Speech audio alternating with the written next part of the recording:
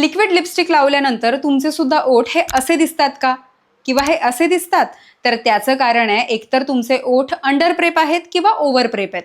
म्हणजे जसं आपल्या स्किनला हायड्रेशन द्यायचं काम मॉइश्चरायझर करतो, तसंच आपल्या ओठांना हायड्रेशन द्यायचं काम लिप बाम करतो. मी आता वापरते माझं फेवरेट लेनेजचं लिप बाम आहे आणि खूप छान हायड्रेशन देतं लिप्सना. आता हे लिप बाम तुम्हाला लिप्सवर मिनिमम 15 ते 20 मिनिट ठेवायचं आहे.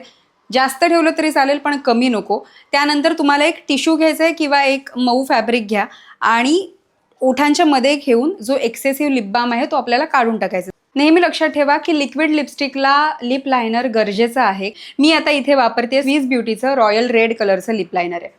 जर का तुमची लिक्विड लिपस्टिक ही अशी डार्क कलरची असेल तर तुम्हाला डायरेक्ट ॲप्लिकेटरनी लावायची नाहीये.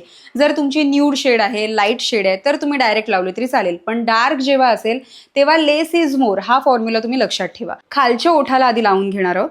फक्त खालच्याच ओठाला आपल्याला ॲप्लिकेटरनी थोडीशी लिपस्टिक लावून घ्यायची आहे आणि यालाच आता बोटानी स्प्रेड करायचं. दुसऱ्या लिप ब्रशने टॅपिंग केलं तरी चालेल. तर आता तुम्ही बघू शकता की ही लिपस्टिक डार्क आहे तरी सुद्धा खूप इव्हनली लागली आहे. कुठेही पॅची लिपस्टिक दिसत नाहीये, ड्राय दिसत नाहीये. आता मी तुम्हाला माझे 2 फेवरेट डार्क लिपस्टिकचे लिक्विड लिपस्टिकचे जे शेड आहेत ते मी तुम्हाला सजेस्ट करते.